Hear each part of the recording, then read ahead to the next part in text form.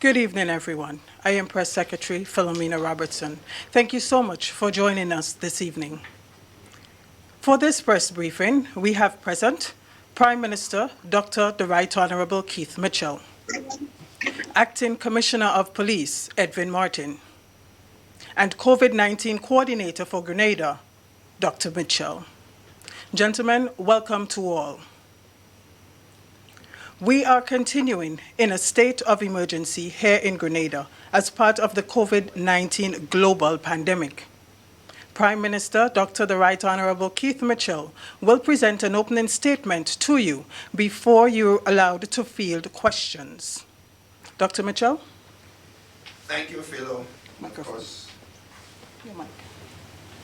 Thank you, Philo, and of course, good evening to all Grenadians, Carriacouians, and Peter Martinicans at home and abroad.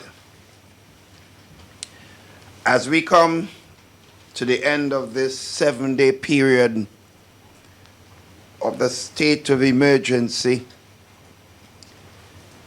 I hereby inform our nation that a 24-hour curfew continues to be in effect from 12 noon today, the 6th day of April 2020, and ending at 7 a.m. on the 20th day of April 2020. Sisters and brothers, it is not an easy decision to make, but your government is convinced that having regard to the medical experts and the reports, that the action your government is taking is in the best interest of the people of our country. We continue to see the stark images and hear the horror stories from around the world as countries grapple with the devastating effects of COVID-19 pandemic. Therefore, we must continue to take actions in the best interests of public safety and the public health, and to safeguard you, the people and citizens of this country, who are our greatest assets. Government cannot do this alone, sisters and brothers. Every one of us must help. I cannot stress enough how important it is for everyone to remain confined to their place of residence during the curfew, so that we can minimize the potential spread of this virus in our community throughout the length and breadth of our country.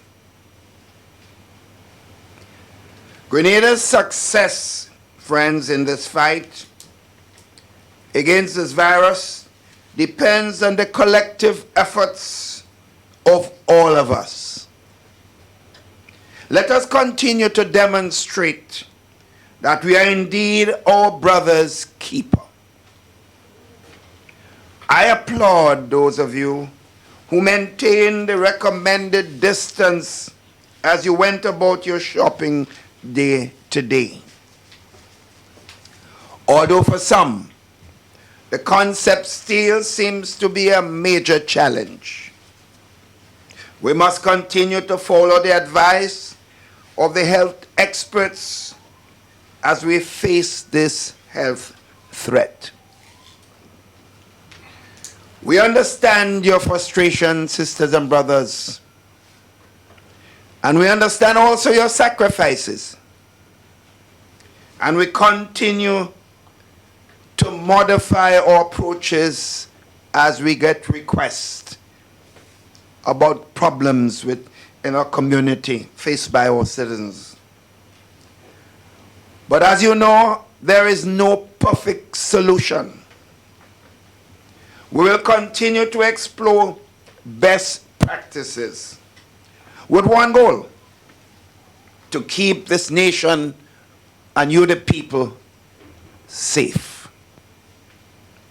I also wish to assure you that from the standpoint of our suppliers, our grocery store owners, and the Ministry of Agriculture, that we are not facing an imminent shortage of food.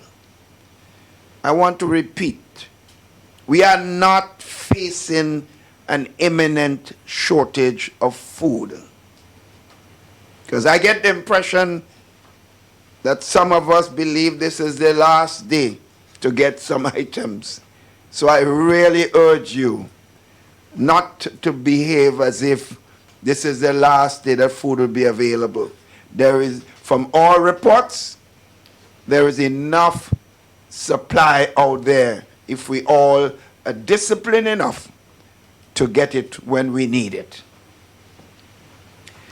This unprecedented pandemic, sisters and brothers, has created challenges on many levels, and we are working to address them in a timely and comprehensive manner.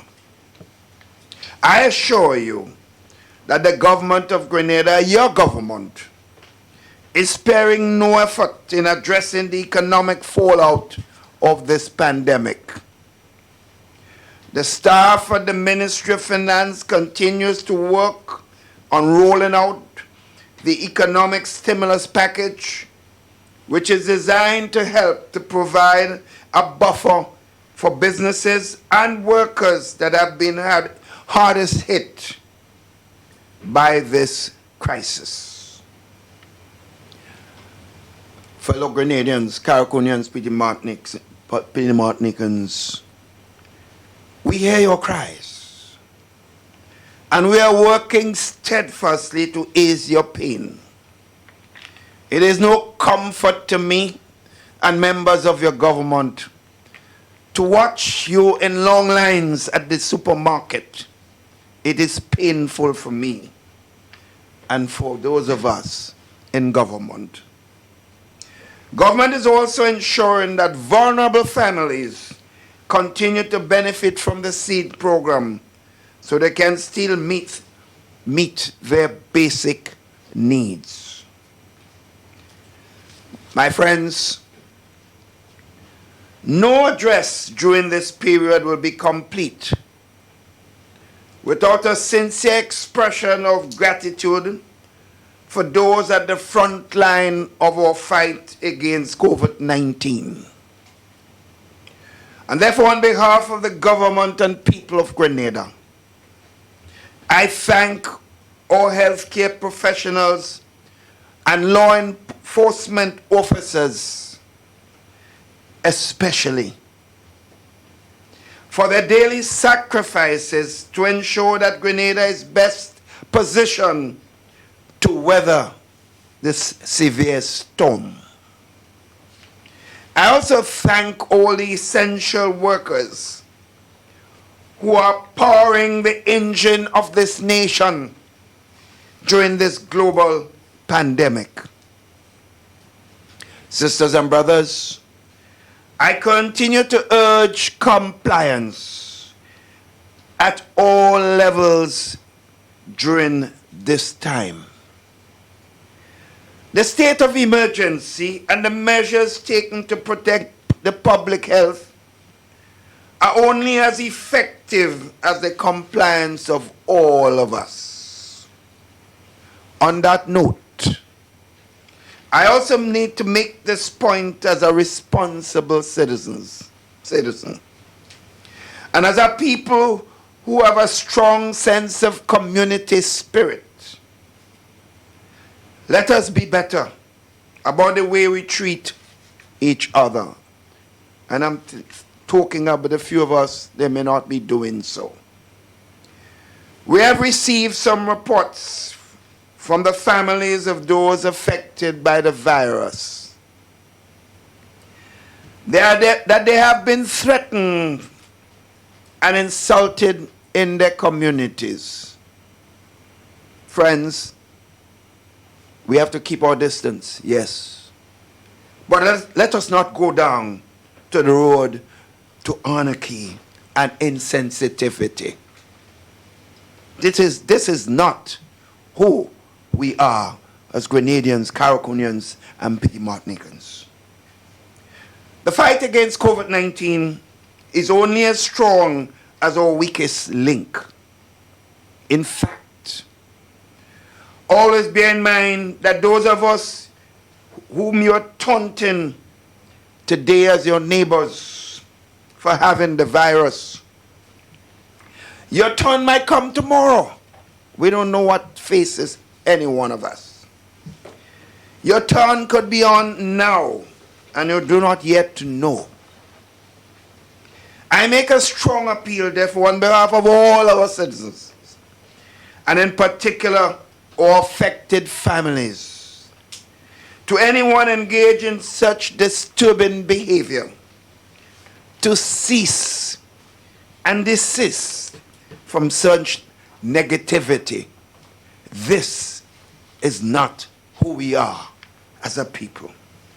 Finally, sisters and brothers, even in the midst of our efforts here at home, let us keep in mind our fellow citizens in the diaspora who are equally and in some instances even more challenged by this pandemic.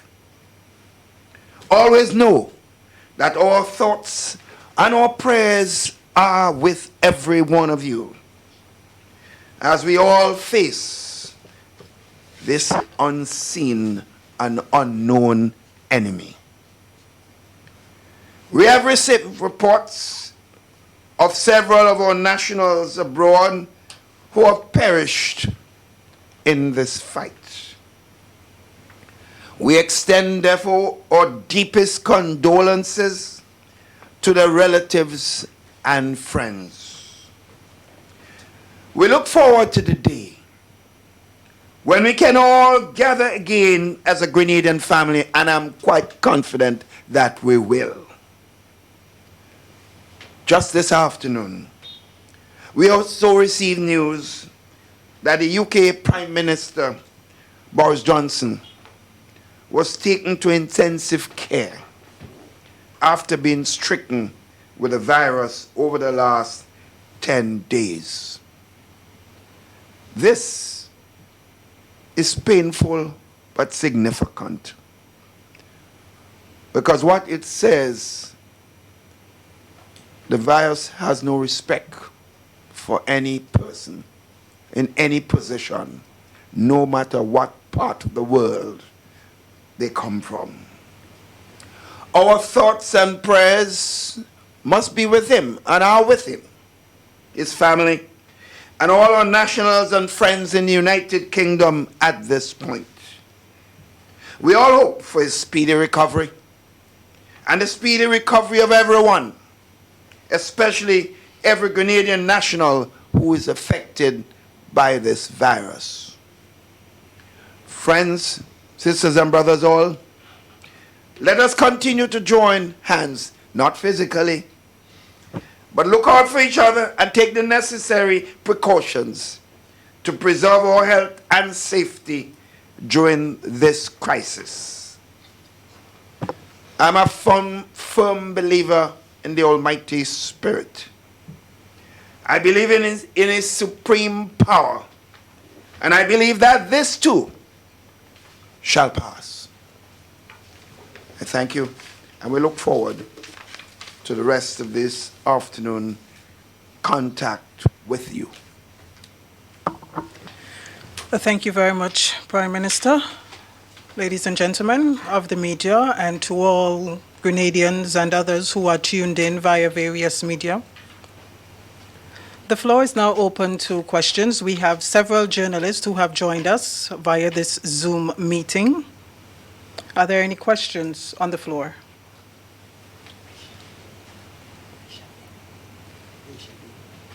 We have Rachel Bain with the first question. Rachel?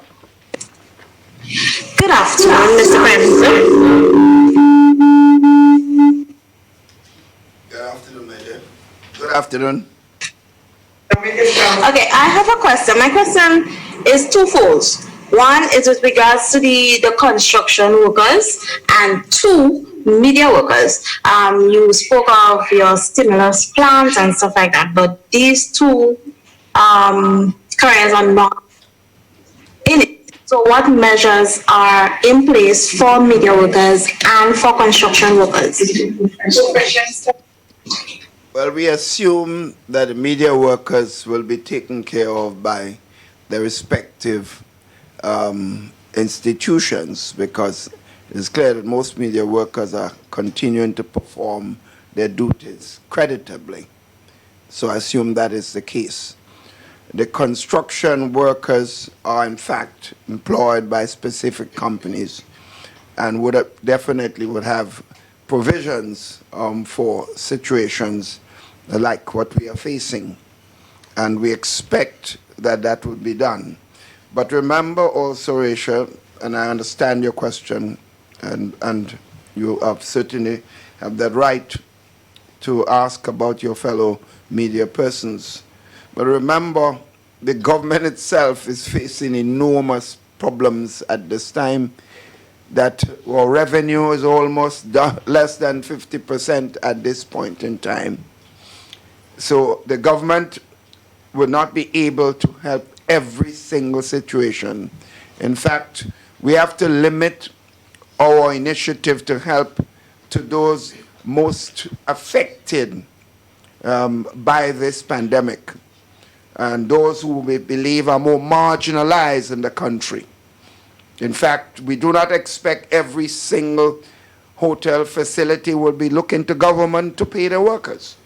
We just will not be able to meet every single one of them. So I just wanted to make this point, but I understand what is taking place, and certainly we empathize with workers at all levels, and we empathize with every single business entity at this particular time. But there's just so much government can afford to do, and we do not want to overpromise to the point that we will disappoint almost everybody. Rachel, did you have another question, or was that it from you for now? Yes, I do.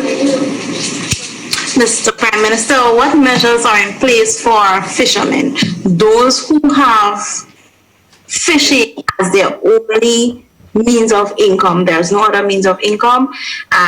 So what measures does the government have in place that would at least subsidize in some way or the other? That has come up with the COVID Secretariat, who has been leading the whole question of implementation of the stimulus package. But as you recognize, that the amount of work that had to be done in just a very short period of time to meet some sort of payment very soon to the workforce in many areas requires enormous amount of work. The question of data. The problem you have is that many fishermen are not registered with any institution, and that's the problem we have. In many cases that we are trying to find out who we should help. People are not registered, and that in itself tells us a story that we may have to correct. Because if every fisherman and every busman or every vendor was registered with an organization and paying something to NIS to protect themselves in the latter part of their life, our job to be able to take some initiative to help them would have been much, much easier. But we don't have data.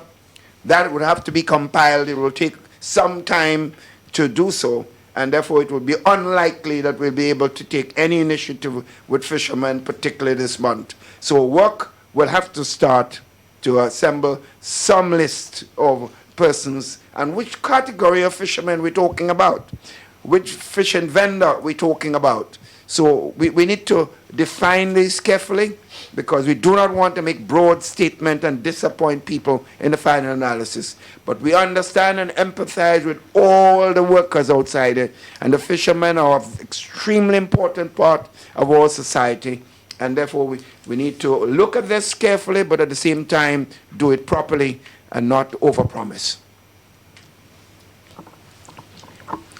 We have the next question coming from Sherry Anwell. Sherry Ann, you have the floor. Thank you, and good afternoon to the panel. I have a couple of questions for the Prime Minister. Dr. Mitchell, you mentioned a bit about the whole stage, and during the budget, it was you mentioned a bit about the economy is expected please turn down your audio. grow at a certain percentage in 2020. With what's happening now, and you having to take such drastic measures, what's the present position you would say our economy will be in the coming months? Sherry Ann, it was quite difficult to decipher what you were saying. Can you please turn down your audio and then you can repeat the question? Sherry, I think you're asking okay, what's our you assessment. Want me to repeat the question? No, wait, Cherry, and I think I may have got it, but with some difficulties. I thought I heard you ask me. I can repeat it. No, let me say, I thought I heard you ask me what is our projection now, given that the budget had projected certain performance in the economy, and this whole pandemic has thrown everything upside down. Is that your question? Yes. So I was just trying to figure out what position the economy stands at now. Well, they almost have to be a magician at this time to predict the state of play. As I indicated earlier on, our revenue for the first few days of this month is minuscule. When it comes now, at this point in time, customs will be showing millions of dollars. I don't think we have reached $500,000 yet in the first few days. So if we continue to project that pace of revenue with some serious deficit coming to the rest of the year. We have not been able. There are some estimates of projection of economic impact of the virus on almost every country, and in our case, Grenada. But I don't think you can say this scientifically. And as you know, I'm one who likes to make sure I have data to make prediction. But you can rest assured, and I could certainly predict, that we will be showing negative growth. It probably might be the first time in my entire life as Prime Minister that the country would have a negative growth. I don't see us making a positive growth, even if this thing ends in 3 months as being projected. I don't see it being so. And that's why I was urging Rachel a while ago when she asked the question about supporting. I think there is that people sometimes forget that government earns this money from activities in the country. So if government is the only reason government is able to do something right now for some part of the workforce, is because of how we manage the economy and fiscally manage the government over the last several years. That's the only reason we have some room space. But that space is going to be reduced considerably in a not too distant future. So one has to be careful. So I can't, some predict maybe about 10% drop in growth. Remember, St. George's University represent almost a quarter of the GDP of the country. There would be some serious drop there because a lot of the students have left. There would be not much economic activity there at this time. So that by itself would tell you that there will be some serious drop, even if they return in 3 months' time. Okay, and part two to my question is, and I know I've been following, and you said maybe some people are saying within a 3 months window, things tend to simmer down. But do you have a time when you're thinking that our ports and so may be able to open up? Well, I think we have to. I think you're looking at the airport and places like, and of course, the marinas and places like this. I think it'd be difficult to judge, but if you're going to look at what is taking place internationally, I think one would say it will take some time, because you still see New York under a lot of pressure. You see even the Prime Minister of Britain is going down, has problems with the virus, is in hospital. And therefore, there's a lot of infection in those countries and in Europe all around the place. So unless we see a serious reduction, almost a stoppage of this infection in our traditional markets where tourists come, it's going to be difficult to open the border because we may be opening to our own demise. So it's sort of difficult to predict. Hopefully, if things get under control within 2 months and then another month to make sure that it goes down to almost zero, then we can look at some methodology of opening our ports. But I can't predict that. It's very difficult to predict right now. Okay, so can I just put in a final question? You mentioned a bit about the families. Is there, from the medical standpoint, are they trying to reach out to them, those who are being, for want of a better word, heckled because they have come down with the virus? I didn't get that. I didn't get that question. Okay. I was asking, you mentioned for people to refrain from saying things to the families who have contracted the virus. I'm asking if counseling is already available to them to help them cope through. I'll ask Dr. George Mitchell, our COVID coordinator, to attempt to answer this. Thank you. What's her name? Sherry Ann, for this question, and good afternoon to everyone. The answer to your question is we have reached out to the families, and I can give you certainty about that because I personally reached out yesterday and this morning to the family, ensuring that they are okay in the sense and that they know that they have our support.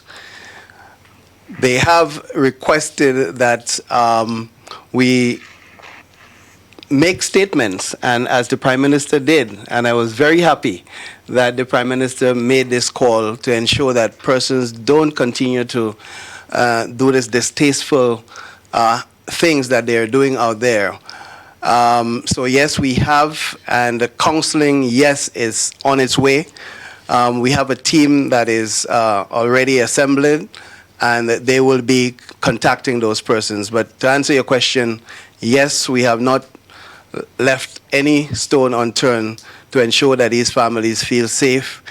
And let me even just add the family of one of those families reached out to me from the UK, and I have been in touch with him, giving him our solidarity and letting him know that yes, we are going to be there for them and taking care of them. Thank you very much, Dr. Mitchell. Sherry, do you have another question?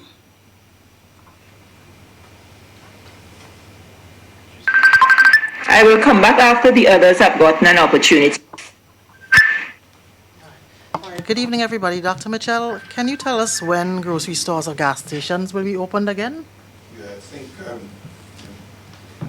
yes, Commissioner.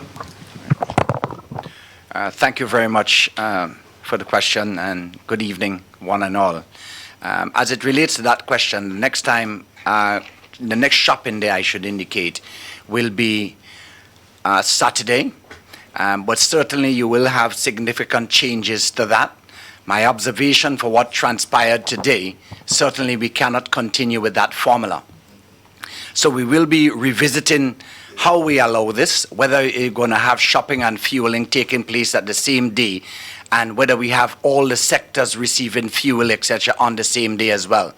So tentatively, the next shopping day, not tentatively, the next shopping day will be Saturday, but we're likely to have some movement between now and then in order to mitigate the impact and minimize the inconveniences and challenges that we face today. The day will be Saturday, but we like.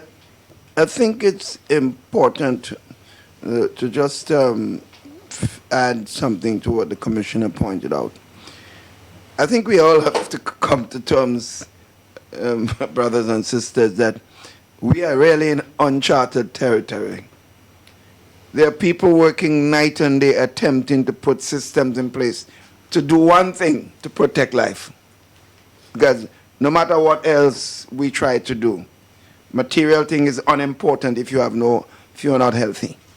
So in putting systems in place, there are holes and weaknesses, and we are seeing them. We want people to know. Don't sit back and just criticize. If you have a good idea, I have received ideas from a lot of people, even Grenadians abroad. Why don't you try this? Why don't you try that? These are men and women, human in their own way. And so whenever things are done with the best of intention, then we see some of the problems emanating from it. And the Commissioner is absolutely right. What they saw today would inform some modification of how we operate tomorrow. So, and another day, sorry. So I think remember, we are open. Our job is to protect life, but at the same time to do it with the minimal inconveniences as possible. I have a question here from Linda Straker. Why is the shutdown longer than before, and what are the specific objectives of this period? You want to repeat the question for me? Why is this shutdown longer than before, and what are the specific objectives of this period? The objective, as the Prime Minister said, is to ensure that we do all that we can to save life. And we have entered a crucial phase in terms of the spread of COVID in our country. We know that, and we have reported that we have had 12 cases to date, and we have not had more. So if that question is due to come, I want to answer it up front.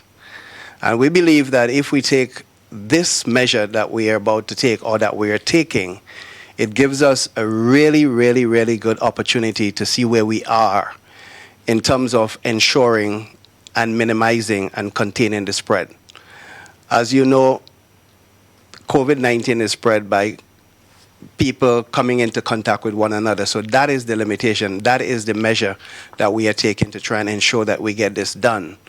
Now, how do we do that? Of course, we're asking persons to stay at home, to minimize contact, and we're going to also use the opportunity to do some testing.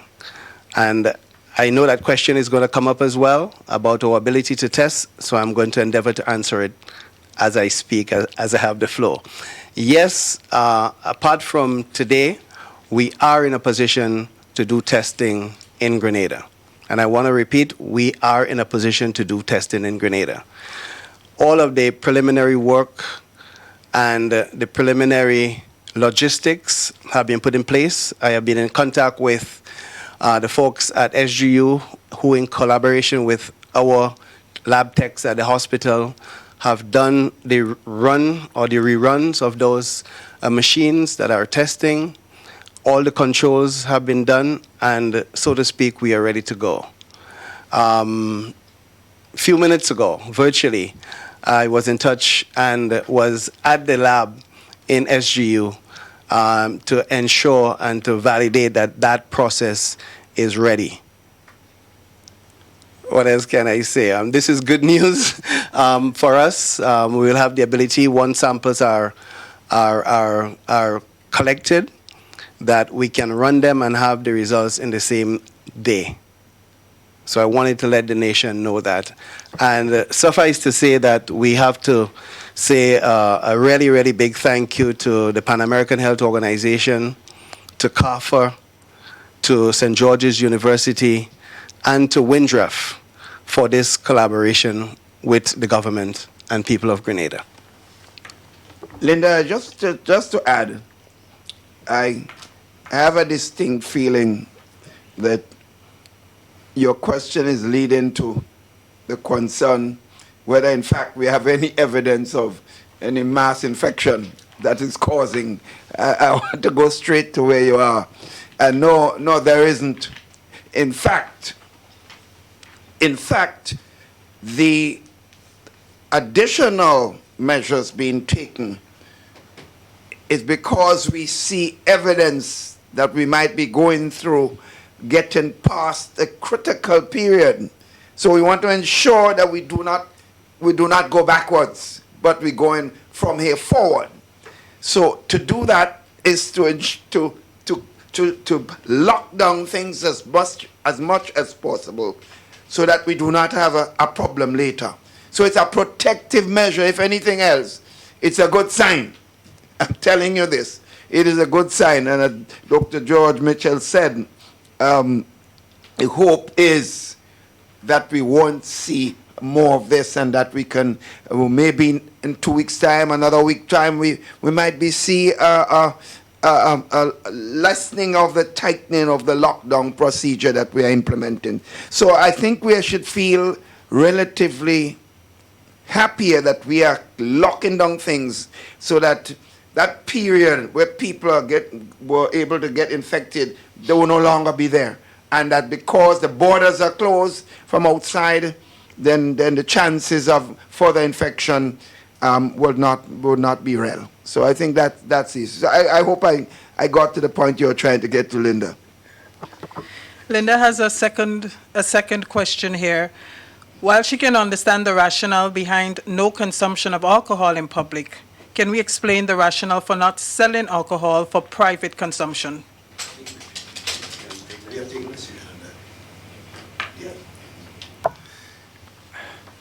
The sale of alcohol in a general context is one that tends to, based on our own culture, that tends to pull people to gravitate together.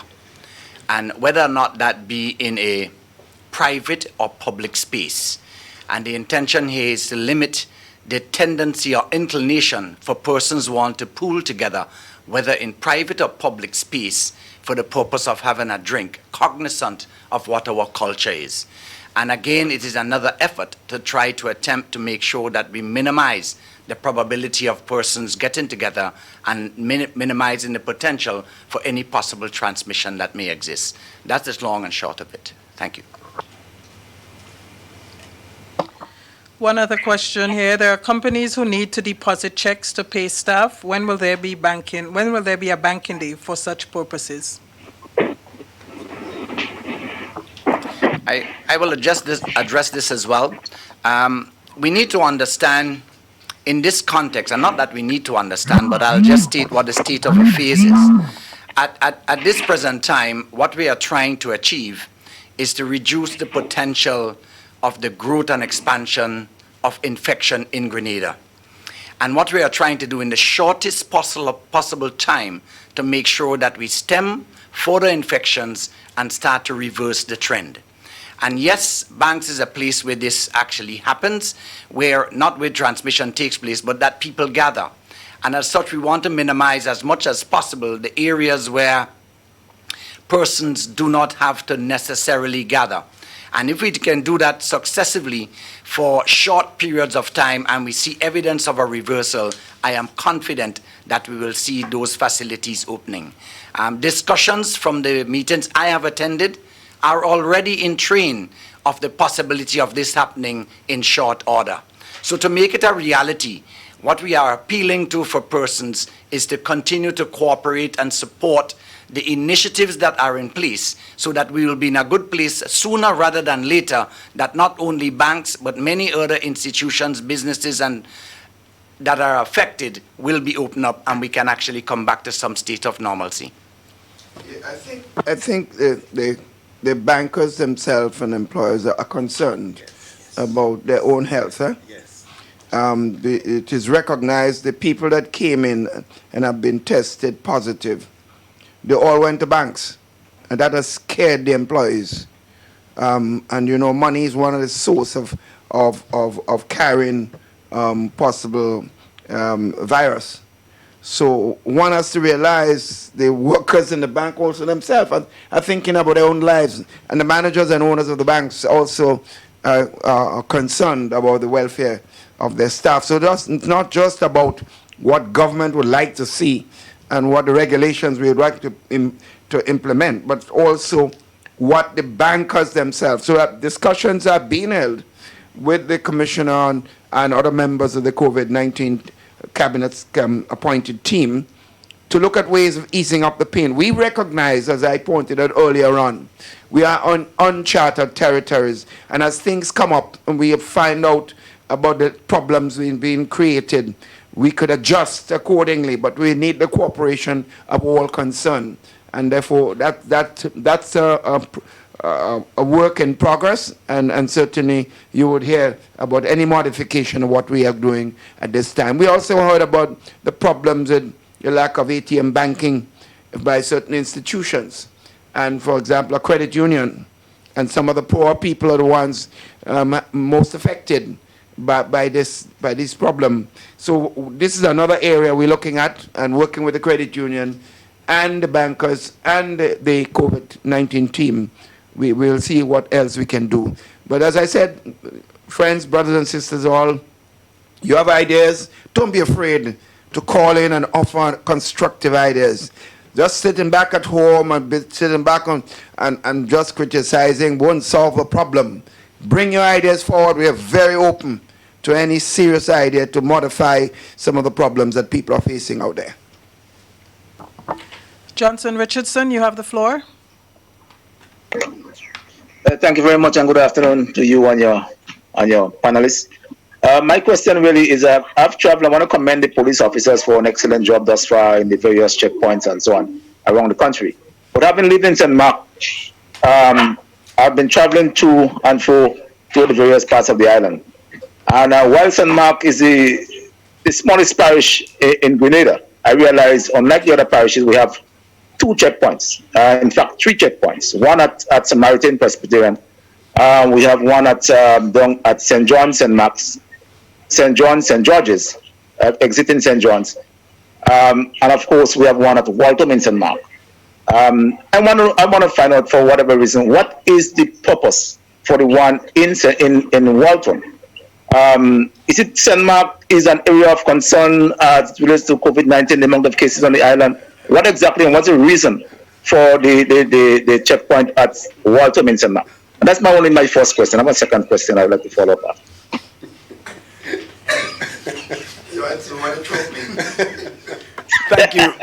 Thank you very much for the question. Certainly, the establishment of the checkpoints primarily is to control the movement in and out of parishes. So obviously, you would have definitely at least have one on either end. If, however, there are a number of reasons that there can be additional checkpoints. For example, I don't know if you traveled through St. George's on any of the particular days of full curfew, but we have a multiplicity of checkpoints all over St. George's because you also want to mitigate and to reduce the traveling that takes place within the parish as well, because some persons, the intention is for you to stay at home and quarantine yourself for the period of time that is intended. And we need to minimize as much as possible people taking the liberties to actually go out and do different things. And the visibility and presence of the police at critical junctures is important for us to be able to achieve that. I cannot speak with authority to the geographic and road network of the Waltham, but I want to believe that that might be one of the reasons why that checkpoint was established. But you've charged me with a responsibility here, and I will look at St. Mark's in particular after this press conference. Thank you for the question. Johnson, you had a second question? I will look at St. Mark's in particular. Yes. After this press conference. Yes, and I just want to follow up on the first question. Really, yes, Philo. I said there are only one or 2 Johnson, supermarkets. Please turn down your audio. Please turn down your audio. Yeah, there are only 2 supermarkets in St. Mark, and they're both located at Victoria. So people coming out from the northern part of St. Mark would not be able to access those supermarkets. And if you have the boundaries at the parish boundaries, then it's basically impossible to access those supermarkets for the people at northern St. Mark. And that's a problem. But my second question though is restocking the supermarkets in the respective parishes. One of the concerns I spoke to one of the owners of a supermarket this afternoon, and his concern was that while there are the restrictions for movements, the service trucks and that enter St. Mark's, enter the area, are basically empty when they get to St. Mark. All right. So they are requesting permission to travel out of the area, and knowing that there are restrictions in place. If provisions can be made to have them, while the service truck cannot reach them, that they go and get the supplies, so at least the people of the area can be taken care of. Thank you very much for the question again. Actually, that is a measure that we have taken. However, St. Mark did not come to my attention. One of the things we try to do is to give the best possibility that every parish can have all the supplies that we require to serve the communities. And so we have made the decision, and I know there have been, from St. Patrick in particular, some of the suppliers there, we allow them to travel to St. George's to collect supplies, in addition to having the supply trucks from St. George's come out, to do exactly what you are asking. We will look at the St. Mark situation, and if there are suppliers that can do that on the days that we are doing it, we will adjust it. We have also realized that doing the restocking on the days that are shopping may not be the best option. We need to make sure that the shops are well stocked before shopping days. So going forward, we will revisit that as well, because the shop is empty and the trucks are now leaving St. George's to bring up supplies. It makes no sense. So we definitely will look at revisiting how we do the time for the supplies to come out, that when we do shopping days, all the shops and supermarkets, mini-marts, etc., should be properly stocked. And the crisis of waiting for stuff to come up should be a thing of the past and should not happen again. So thanks for the question and the ability to bring out that bit of information. Commissioner, while you're on the subject of restocking, we have a question from Carriacou in terms of allowing cargo boats to come up to restock the supermarkets and the shops up there. Okay, thank you very much for Carriacou. If my memory serves me right, I think Amelia, the boat Amelia would have left today with supplies for Carriacou. We continue to collaborate with Carriacou, to the Minister and the Ministry of Carriacou, to meet the needs peculiar to Carriacou needs. And today, certainly, I know I had to give passes to a number of farmers to bring produce onto the boat in order that Carriacou can have adequate supply. So I believe that the Amelia should be carrying up supplies for Carriacou today, and probably in Carriacou already as we speak, maybe, depending on the time of departure. Thank you. I just want to make a point, might be slightly controversial, but I think it's important in the context of public health. I have a concern at Carriacou and Peter Martinique in the context of what is taking place in the Grenadines. St. Vincent has not locked down their borders. And I mean, I have to speak to that because I have to be concerned about life. I cannot tell the leadership of St. Vincent what to do, but if their decision affects the life of the people of Carriacou and Peter Martinique, I have to be concerned. A lot of people get food stuff from St. Vincent, and therefore one has to be careful. The borders between St. Vincent, the Grenadines, and Peter Martinique is almost open. The Commissioner and his people would have to be doing a lot more work. The fact is, if we close our borders because of the possibility of infection, whether it's from a Caribbean country or whether it's from the United States or China or Russia or wherever the country comes from, we have to protect our people. I remember when this all started, there was all this concern about Chinese coming here. The infection we've had so far have not been any Chinese coming in here with anyone here. Right? I want us to be concerned. As I said, I am speaking. I know it's controversial, But I am not the type who like to hold my mouth when I see something it's absolutely necessary to speak about. So we have to protect our brothers and sisters in Carriacou and Peter Martinique from what is taking place in the Grenadines at this particular time. Junior George, you have the floor. Thank you, Philomena, and thank you, Mr. Prime Minister. Also, thanks for recognizing the folks here in the diaspora. Right now in New York, I'm in Queens, one of the hardest hit areas here in the United States, where it's a difficult situation. It's emotionally trying on all of us, it's depressing. Every day, every minute of the day is sirens and that's what we're seeing here. So I appreciate the fact that you recognize the folks in the diaspora. We really are going through a lot at this point in time. But my question is, after looking at a news article that came out from Barbados, where the Barbados authorities are saying that certain equipment was held back from entering Barbados after it was ordered. My question is, does Grenada have any problem getting equipment as far as ventilators and other personal protective devices that are not meeting our shores because of it's been withheld or hold up by any other authority outside of Grenada? Junior, first of all, let me empathize with you, with the diaspora community, yourself, and all of those who we are watching the reports of what is taking place in Queens and Brooklyn. These are places where there's a high concentration of Caribbean people and Grenadian people. So I could understand how you feel, and all of us feel at this particular time. So I think I just want everyone to understand that our prayers are with them at this particular time.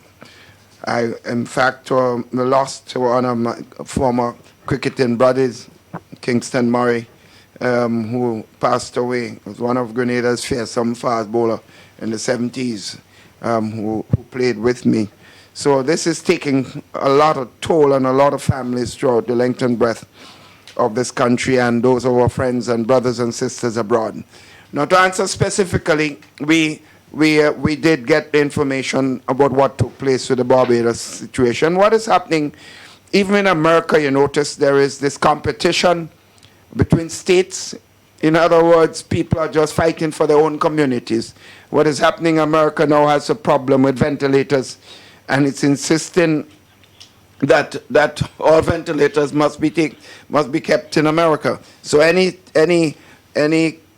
list of ventilators that come to America might pose some problem. It is not fair, but you know, this is the nature of the world that we're living in. People look for themselves first, and others have to fend for themselves. So we have not had directly, because we have learned from that lesson, and we're using other alternative. We are not going to allow our ventilators or any possible support system to come through America, because we realize it might, in fact, be left there. So Junior, we have taken steps. In fact, I think we have received some support equipment today. I believe landed today, but it didn't go through America. Okay. My next quick question is, as it relates to the drug, I think it's hydrochloroquine, that a drug that has been recommended by the president that is said to be a very effective drug in treating the coronavirus. I know a lot of different hospitals in the U.S. are using it with some level of success. And also there is a drug from Cuba, which also is said to boost the immune system. I'm curious to know that what's Grenada's position on any one of those drugs. If any one of those drugs are being prescribed by doctors, or does Grenada have any availability to those drugs on the island at the moment? I'll let Dr. Mitchell to address the health issue involved, but I want to address the political aspect of this. I'm a politician, I'm not a doctor. I'm not a health expert. And any politician who want to play doctor, I leave it up to them to do so. I will not be one recommending any drug until the doctors and the scientists indicate that enough tests have been done to justify it. I've been reading and listening all aspects of drugs. In fact, one major scientist who are involved in research at all levels, and it's supported by many of the scientists in the United States, said this whole COVID-19 might be solved by not just one drug like HIV. It might be a combination of drugs to deal with it. So I don't think we have enough information, and the side effects of one drug could be a major problem for an individual. So what might be successful in one patient may not necessarily be successful in another person. So one has to be careful. So I would certainly not want to recommend as a politician. So that's why I said let Dr. George Mitchell, who the COVID expert and is a medical doctor, address the medical aspect of this. Thank you, Mr. Prime Minister. And Junior George, thank you for your question. The answer to your question is that yes, our protocol or management protocol that has been developed by our medical team does involve the use of hydroxychloroquine. It is not this only drug that is being used, but it forms part of the regimen and the protocol that we use here in Grenada. Thank you, Dr. Mitchell. Next up, we have Sherry Ann Blackman of GBN. Pleasant good evening, everyone. Mr. Prime Minister, the first question I want to ask is to you. Have there been any figures given in regard to Grenadians who have been residing in the US and the UK that have died as a result of COVID? Any figures from the diaspora? Not yet, but we are now attempting to do that statistics. We have asked our embassies abroad to attempt to give us a listing. In fact, we thought it was necessary from many standpoints, but also to ensure that we can make contact with the families and offer our condolences and in this very touching time for all of them. So that is something in the works, Sherry Ann. Secondly, for me, there are 52 Grenadians on board 2 cruise ships in Florida, and they have been begging to come home. Have there been any discussions and decisions on that particular issue? Yes, there have been discussions. The Minister of Tourism has certainly raised it, but it's a very difficult issue. It's not something we can say just bring them home, because clearly they're coming from infected areas, and therefore to bring all of them in one time, that means we'll have to have the facilities to quarantine all of them, and I'm afraid at this point in time we do not necessarily, their preparation being done. They have a right to come home, and they have a right to receive the support from us. But at the same time, there is a right also to protect all the citizens of this country from infection. So we have to balance this issue in a very serious way. But thanks for the question. I have another. What are the preliminary unemployment figures that you have been receiving thus far as it relates directly to COVID-19? We haven't had the statistics yet, Sharon. We haven't had that yet, but we certainly will be looking specifically at those numbers, because we are dreading that number at this particular time. And finally, for me, the World Bank would have given $160 billion over the next 15 months to support COVID-19 measures. What is the share of that quantity that Grenada is going to be getting, and what is that money going to be used for? Well, many of the financial institutions regionally and internationally have certainly been in discussion with governments throughout the region for the facilities that they have made available. But each of them have conditions, and of course proposal had to be written. So we are actively pursuing every single one of them as chairman of the Monetary Council of the Eastern Caribbean Central Bank, and we've just, of course, met and there are serious resources that will be made available to Grenada, over $62 million for both private and public sector at 2% interest. And of course, the Caribbean Development Bank is also making, in fact, only this afternoon I had discussion with one leading economist of the Caribbean Development Bank for specific support. The World Bank has been in two meetings with the regional leaders about specific help. The IMF also. So we are touching all bases. UNDP has also provided some specific support. The European Union. We are touching base. The Ministry of Health and the Ministry of Finance and other agencies, they are working. Our ambassadors abroad, also in Brussels and other places, are working. One thing I can tell you is because Grenada has managed itself very well in the last 6-7 years, we are at the top of the list of any specific help to be given to the region. We would be one of the first persons that would qualify because of the way of manage our economy. So the opportunity for support looks very good, but we won't count the chicken before it's hatched. Thank you very much, Sherry Ann. Rena, I know you're waiting, but because you also represent GBN, I'll just allow another media house to go before you. Mikey, you're on. Okay, I would like to say hello and thank you to the panel for giving me the opportunity to ask my questions. I have 2 questions here to ask. My first question is, what is the rationale for Saturday being designated as the next shopping day?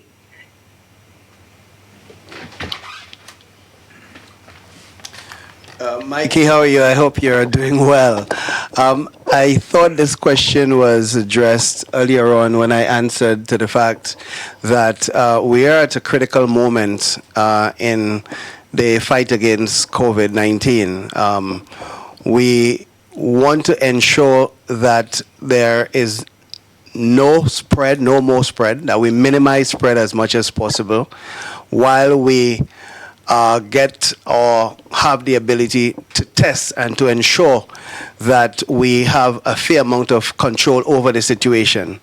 And just to sort of piggyback on what the Prime Minister said, it is not an issue that we have a bad situation that we need to control. It is not that at all, but we think that we are at a critical point that most of the persons who have tested positively and their contacts have already elapsed. Their contacts have already elapsed the 14-day period. That is important for us. And the few persons who have been in contact with positive cases are closing down on their 14 days. So it is a critical period for us. And so at any point, we think that during the next few days, once we are able to test those contacts who are left, whose periods of time have not elapsed the 14 days, if we can test them, we can get a very good appreciation of where we are. And so, my fellow scientists, as Peter David would call them, Minister Peter David would call them, have sort of like modeled that if we can assure that this period that we control and we test in this period, we will be very, very, very, will be set in a very, very good way, or put ourselves in a good place to be able to open up gradually as we go forward. Dr. Mitchell, okay, I understand Dr. the Mitchell, medical... maybe I will be a little more specific. I appreciate that explanation, but with regards to Saturday being a possible challenge for some persons of the religious community, I was trying to understand what's the difference between the Saturday and a Sunday or on a Friday. Okay, Mikey, with all due respects to our folks who are Seventh-day Adventists, and just so that you know, that is a religion that I have a lot of respect for. As a matter of fact, I grew up in that faith, and the serious consideration was not given to open on a Saturday to disrespect any religion per se, but we just thought that it was the period that we needed to ensure that we had a hold on so that we could have opened up. But I think that was the decision. COP? Okay. Okay. Mikey, I just have Mikey, one more question. Mikey, just Dr. Mitchell. Yeah, just one point. I believe the committee, when there were discussion today, I was not part of the committee discussion, so I assume I'll get some report on this later. But I think that point is understood. And we will certainly be looking at ways in which we can deal with this, because it is a concern, and we don't want any religious community to feel marginalized or dealt on an even hand by any decision that we take, because we value the religious community and the role they're playing in helping us in this very crucial period that we face in this country. Okay, thanks for that explanation. And my final question is, there's a lot of concern regarding community spread. How do you determine who gets tested for COVID? Is it purely based on symptoms, or is it based on likelihood of contact with an infected person? And I'm asking that question so that we can get a better appreciation for the mechanism that is being used to detect community spread. Very smart question, Mikey. Yes, our epidemiologists and all the modelings that we have formulated gives us the opportunity to test who we think are most likely to have contracted the disease. So we go on a model of exposure. So, for example, in terms of priorities, at the moment, our number one priority is to test persons who have been exposed or in contact with persons who have been positive. So that's our first and immediate and our greatest priority at this time. The second priority for us in terms of testing are going to be persons who healthcare workers, for example, who have been on the front line. And not only healthcare workers, COP, but police officers who have been on the front line, and anybody who have responded in some way to a COVID-19 case. And our third priority is going to be anybody at this time who comes down with some form of viral illness, so that we are not just narrowing ourselves to persons who have potential exposure, but just in case we have anybody out there, we are also going to be looking to test them. So we have modeled so that we try and minimize us losing or anybody escaping that net that we have created. If I may just extend a bit on this question, what Dr. Mitchell has explained is also captured within the new drafted regulations for this period, where the strategy is to be able to capture everyone who has been in contact with anyone of suspicion or anyone that is having any flu-like symptoms. And the new regulation now is actually indicating that anyone who traveled to Grenada as of March 9th and after ought to self-quarantine and self-isolate. And that if you know anyone and you have interacted with anyone who have traveled to Grenada March 9th forward onto this time, you should report that. And beyond that, that if you also notice anyone with flu-like symptoms, you should report that to the nearest police station.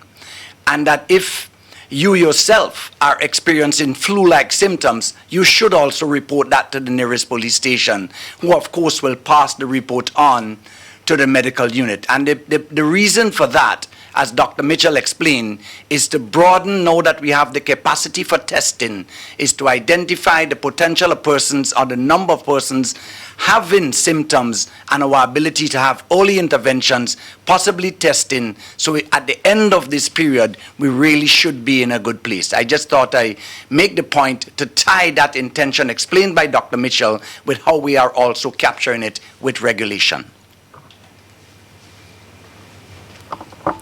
Rena Pear, you now have the floor. Okay, good night to everybody. I have a couple questions. I hope that I get to ask all of them. Dr. Martin, could you please give me an update as it relates to the amount of tests that we've done so far, and if we have any pending? Also, could you give me an update as it relates to the elderly? What has been done for them? It's been a while I've heard anything. So could you give me an update as it relates to that? My other questions is directed to Prime Minister and you, Mr. Commissioner Martin, but just waiting for Doctor to answer my questions. Thank you for your question, Rena. To date, we have sent down 45 tests to CARFA. We have had results for all of them, so we have none pending at this moment. The elderly, what is happening as it relates to the elderly? Well, during our plan, you would remember that point 4 on our strategic plan was to specifically attend or to mitigate our elderly folks becoming ill. We thought that it was an important area for us. We have heard all and seen all that has happened in the diaspora where facilities, elderly homes, etc., had a lot of casualties, and we really wanted to make sure that we protect our elderly folks. So that particular point in our response, our strategic intervention, is being led by the Ministry of Social Development, who have had training for the staff, who have ensured that persons there get face masks and all the necessary precautionary measures that we could bring to bear on that particular group to ensure that infections are not passed on to them is ongoing and will be made more and more as we go on, so that that group is protected as much as we can. All right, understanding that persons cannot access the bank and maybe they are not able to access the salaries because some of them would have been home for a couple of days without receiving the salary due to the, let's say, the fortnight not ending at that time. A lot of people are now relying on their family members overseas, including the elderly, who by now I know a lot of people complaining that they would have spent the money that they would have received the last Thursday of last month already and not able to shop. Is there any consideration MoneyGram and Western Union being open anytime?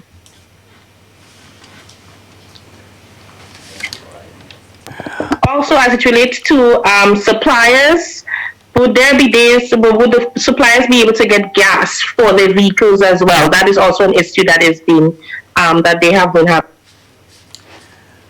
Rena, the issue of financial institutions opening has been a lively discussion point during our meeting. We do understand that there are so many varied issues relating to that. And yes, this one came up pretty late in terms of the need to have these institutions opened. So yes, that would be taken on board to better serve that percentage of the population who rely on that. But that would be a decision that would be contemplated on as we go forward. On the issue of gas for suppliers, if I can answer that for you, we have identified very clearly that this is 2 days now that suppliers have been going around the country supplying. So of course I don't think they can do a third day without gas. So the strategy will be, and this is not just for suppliers, but we also have a number of workers who are working the supply chain as well that need to provide with fuel, salesmen, staff who are stocking the vans, etc., that needs to go out. So together with my preliminary remarks or my initial remarks as it relates to a new strategy in ensuring that our shops are stocked before shopping day and not suppliers coming with supplies when the shops are open but empty, that strategy will also take on board making sure that the workers as well as the supply trucks have fuel up and be able to operate seamlessly. So that will be considered. Thank you. Okay. My final question is to you, Prime Minister Mitchell. Are you aware of any flight from the U.S. coming in on Thursday with Canadians? No, I'm not aware. No, I would be shocked because the airport is supposed to be closed. So I'm not aware of this at all. That would be a shocking piece of news. So no, Rena, I'm sorry. I have not heard that, and I don't expect it. One thing I want to urge all persons. It's unfortunate, but they have all sorts of rumors. I saw something this afternoon. I couldn't believe it. It was purporting to come from an health expert in Grenada. They close down everything, get ready because things are in bad shape. You know, and I think what was being sad about this is it was being forwarded to a lot of other people who got scared. And if it reached me, it tells you how scared people were. And I think people just have to be discerning at this time, listen to official statements from the government. We have no reason to lie to you. To lie to you is to lie to ourselves and of course, to be found guilty later and pay a heavy penalty. We have the independent persons involved in providing information. Dr. George Mitchell has been your CMO for years as a public servant. He has no reason to come here and lie for anybody. Our Commissioner of Police has a fundamental responsibility for security. Can't afford to be telling lies. And I just want us to all to just be more discerning and stop forwarding messages that frightens other people, because some of us might have weak heart. And you never know, you might send us to the great beyond. So be very careful. Okay. I have a final question. I know that I said it's the last one, just one more question. It's regarding the concerns of persons who ran on the farm program, the apple picking program in Canada and other places. Is there any discussions with the farm owners as it relates to the persons who are not able to go over to Canada, as it relates to, you know, maybe next year or later on in months? Persons are concerned about their job as it relates to that.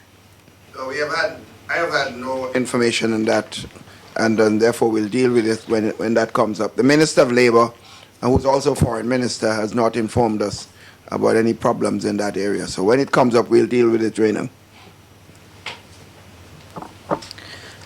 Odette Campbell, you're next. We don't seem to be hearing from Odette there, so I'll just go to questions. Good evening, Mr. Prime Minister.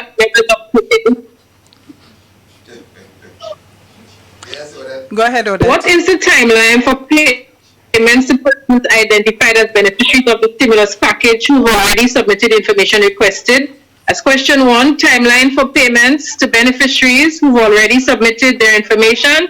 Question two, would NAWASA be offering concessions on rates since people are required to sympathize with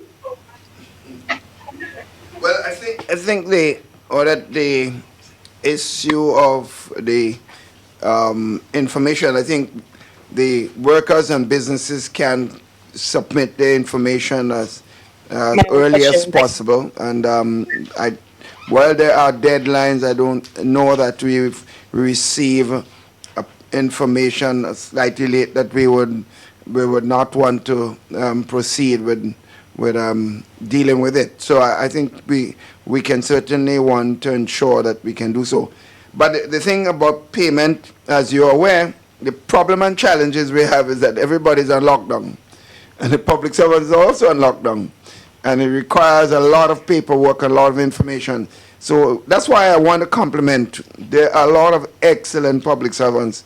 We have those who have not stepped up to the plate, but there are others who have provided human service night and day, attempting to contact all hoteliers, all businesses, to look at the workforce and going through the list and deciding how much we can be able to pay people in a given time. But we hope we can do so by the 20th of April. But don't stick me to that too completely, because I know I'm not the one doing the hard work of going through the data and doing the things. So while that's our intention, because we want to do it before we look at government payroll, which the staff has to also do. So there are a lot of challenges there, or that at this particular time. I can't remember the other point you raised. What was the other point? What? The second question, Mr. Prime Minister, would the WASA be offering concessions on rates since people are required to sanitize the food? Poor Wasa. Wasa already don't get enough money to meet the fundamental bills. We are looking at the more lucrative companies, Grenada and the telephone companies. They're in a better position to provide concessions, and therefore we are asking them to do so, and we certainly behind them in that respect. But I don't expect NAWASA was not in a position. If anybody has to do anything with water rates, it would have to be government again coming forward and providing the resources, not NAWASA directly, because they are very challenged at this particular time. Thank you very much, Odette. Prime Minister, I have a question that came in here via message. What support is there for persons with agricultural produce that is spoiling? We have, in fact, been looking at this. The marketing board has been looking with the Ministry of Agriculture, attempting to work with the farmers. We are looking at some sort of help for the market vendors, even if it's just a one-off that we are looking at. So but that's the problem with this. Some of the things that we want to do. The question of collection of data, who to pay, who to provide support to. So you could have the best of intention, but we can't throw government money away. And at the same time, we can't leave out those who are badly needed of the support. So it's a very complicated situation. I assume after we've done the first set of payments, we expect to see some people coming forward and say, well, I was left out, and would you consider me? So that's an area it's a work in progress. Thank you, Prime Minister. I just want you to wear your chairman of the Monetary Council hat for a moment here. What is the preliminary economic impact facing the sub-region? I know the council met recently. What was discussed along those lines? Well, they are expecting a tremendous drop in economic activity for the entire sub-region. The estimates are run to sometime ranges from 10 to 30, 40% drop in economic activity over the sub-region. So it's going to be high, but as I said before, there's no data right now that we can use to make a scientific and correct estimate. But we expect within another month or two, there should be enough information that gives us an opportunity for good projection. Thank you very much. Thank you, Prime Minister. Leslie-Anne, I think you have two questions for the other two panelists. Yes. First of all, Commissioner, how are we going to address the congestion in subsequent days for shopping, and if there's a prolonged period of shutdown? And then for Dr. George Mitchell, from the Ministry of Health standpoint, how encouraged are you with Grenada's efforts in the fight against COVID-19? Thank you very much for the question. There are a number of factors, first of all, that we believe contributed to the congestion we witnessed today. We experimented for the first time allowing persons from the parish of St. David to come into St. George. And that was a conscious decision, bearing in mind that there are no large supermarkets, mini-marts in St. David to provide adequate support to the needs of the people there. So the first day, which had some challenges, the measures we put in place for the first day was inadequate to handle the volume of that increase. So certainly we have recognized with the increase in vehicles with passes for caregivers and farmers and suppliers have to come on board, and workers, police officers, nurses, all of the essential services. One of the things that is a significant factor contributing to congestion is having all of the activities on the same day. We need to break that up. Refueling and supplying on different days and shopping days independent. So we're going to look at that and see how best we can redistribute the activities across the period of time that will allow us not to compromise the overarching intention of mitigating transmission, but at the same time be able to manage the situation. If we do not do this, I think we will actually be self-defeating ourselves by going with a system that just brings people too long. People today, I admire, in the initial stages were maintaining distances for very long lines, up to 2 miles, people maintaining distances. But as the day prolonged, As the hours go along, people start to get weighed down and started to look for cool spots to stand and so forth. So we have to address that. And I assure you, we will put mechanisms in place. This planning committee is very aggressive in addressing all of the challenges, and we will have mechanisms, and the public will learn of that certainly before the next shopping period. Let me answer this question by saying that, or actually taking my hands off to the men and women that represent the Ministry of Health at all levels in Grenada. The hospital staff has been tremendous.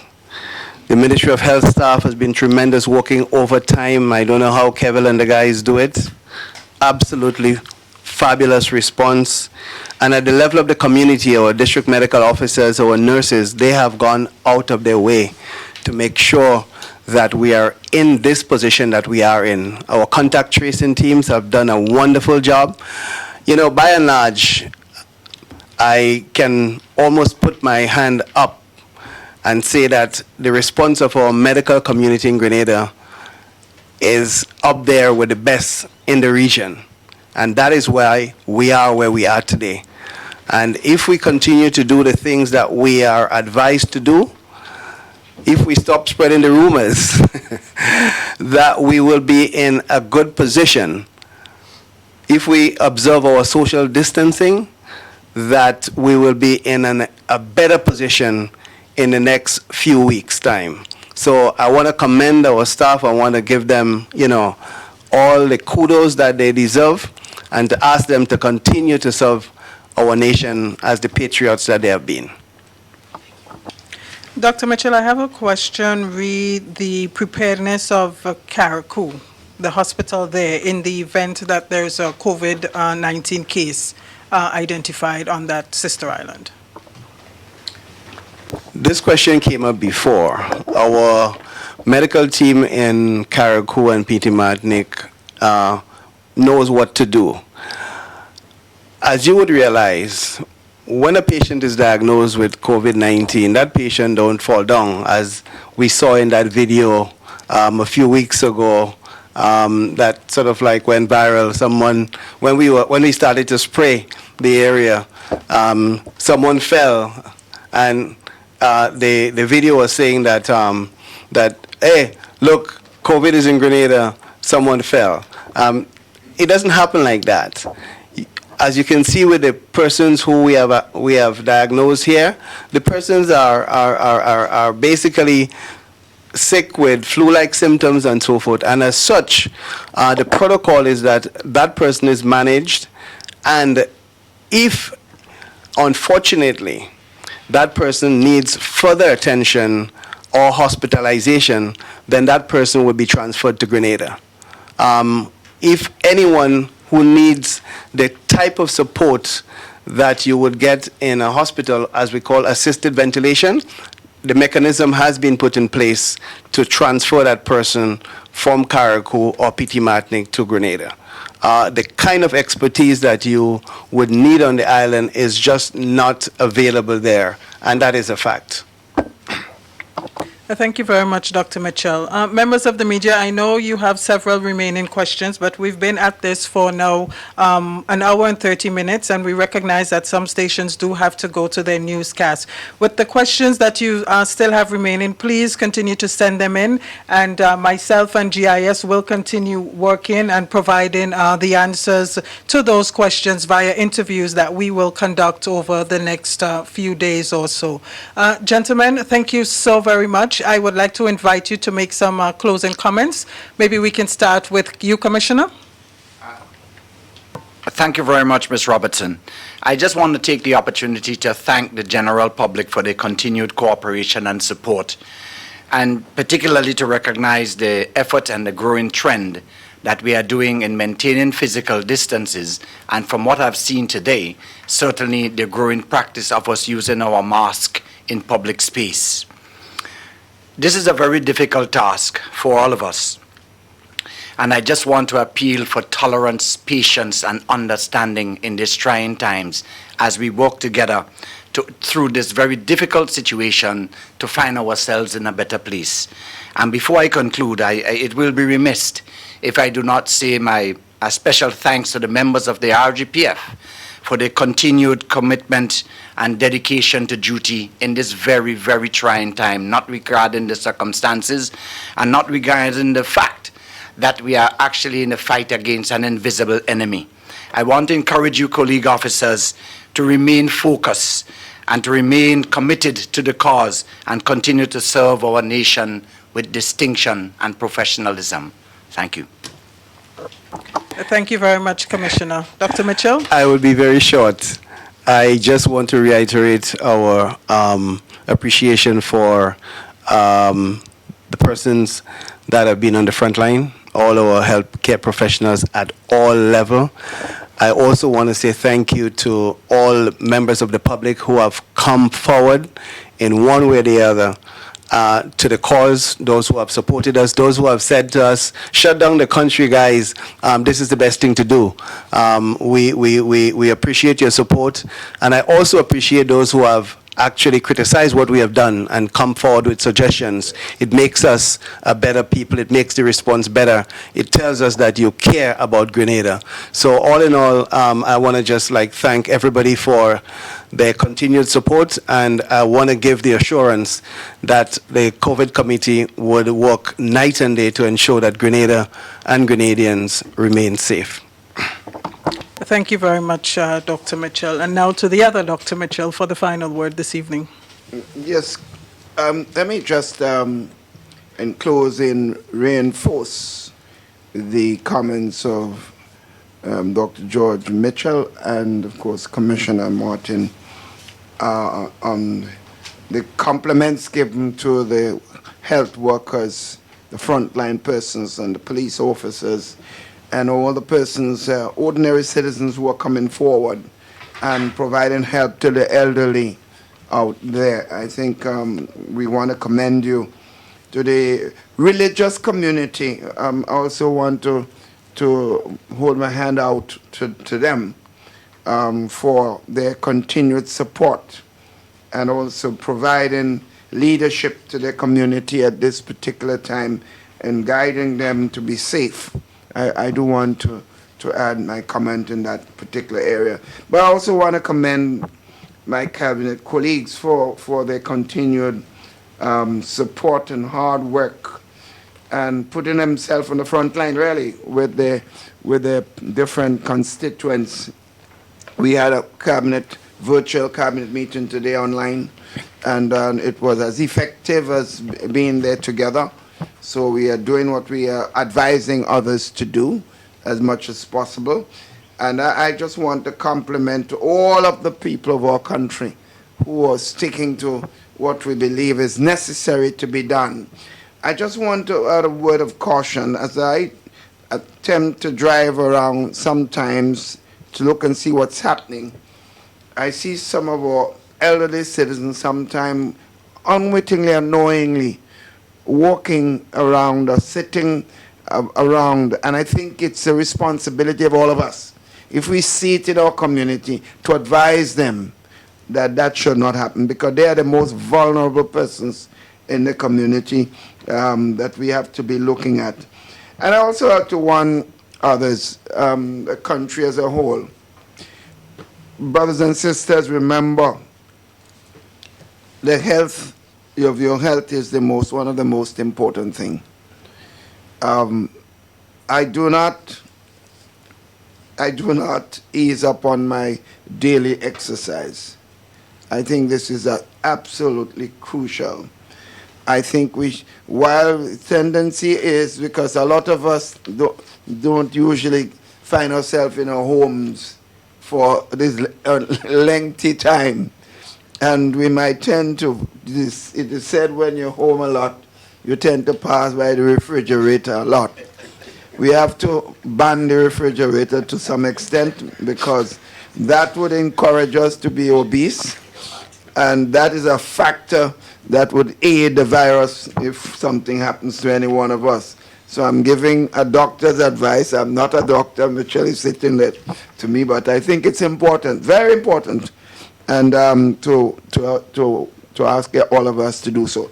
But I take off my Prime Minister hat and I put on the hat of the parliamentary representative for Northwest St. George's. And to say it feels for me, for the people of Northwest St. George's, particularly so at this time, because they're dealing with three major issues at one time. The Molyneux problem with the road has affected business and the social and economic life of the people of Northwest St. George's in a very serious way. And immediately afterwards, we're dealing with COVID-19. And even before that, Perseverance Dump and the smoke and inhalation with the people there. We don't know the impact of this on the health of the people in the community. I went up there last week, and I certainly felt real sorry for the community. Having to sleep in that condition there, it's testing and it's worrying to me as the parliamentary representative. And I of course, speaking to the ministry, the Solid Waste Division, to do what they can. But as you realize, given COVID-19, that is the emphasis right now, and it is certainly affecting whatever initiative can be taken. So I just want to call on my friends there, my brothers and sisters throughout the length and breadth of Northwest St. George's, to understand that I feel your pain at this particular time. On a final note, you know, with all the problems happening, sometimes you have to have a sense of humor in all that is taking place. If you don't have humor, we all can go crazy in this time. And a lot of people send me a lot of fun jokes to cheer me up in this time. I want to send to say to them, I deeply appreciate. I have some really hectic laughs sometimes, which relaxes me. In fact, the last one I received was, and two persons sent me, it's strange enough, they know that I like cricket a lot. So they sent me the last one of the innings of Brian Lara in Barbados in the 80s when they beat England. And they say, Prime Minister, I know you love to watch this, and almost 20 minutes of this. And Brian Lara saying that this was the best cricket innings he has ever played in that Barbados innings, not the world record, that in Barbados. So I just want to thank every single body in the country and to thank all who are working together. Let's stay together. Let's build back together. Let us beat this thing together, and I'm pretty sure we will win. Thank you very much, Prime Minister, and to the other members of the panel, Acting Commissioner of Police, Edwin Martin, and our COVID-19 coordinator here in Grenada, Dr. George Mitchell. I am Press Secretary Philomena Robertson. We're so appreciative that you've stayed with us for this extended press briefing. Some key takeaways for you. The 24-hour curfew continues until 7 a.m. on April 20th.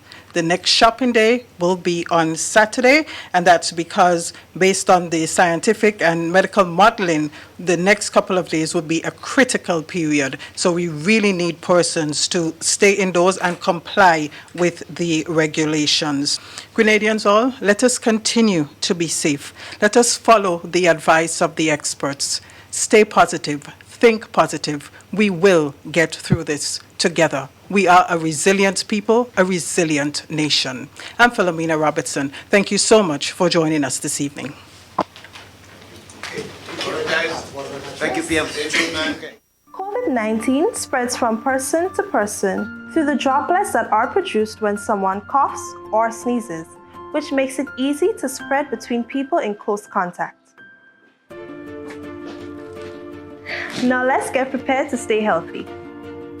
To reduce your chance of catching or spreading COVID-19, practice these simple everyday preventative measures.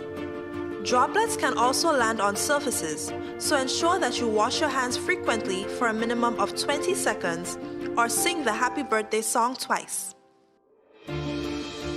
Avoid touching your face, especially your eyes, nose, and mouth. If soap and water are not readily available, use an alcohol-based hand sanitizer with an alcohol content between 60 and 90%. 70% is ideal. When you cough or sneeze, cover your nose and mouth with a flexed elbow or a tissue. Dispose of the tissue immediately and then wash your hands.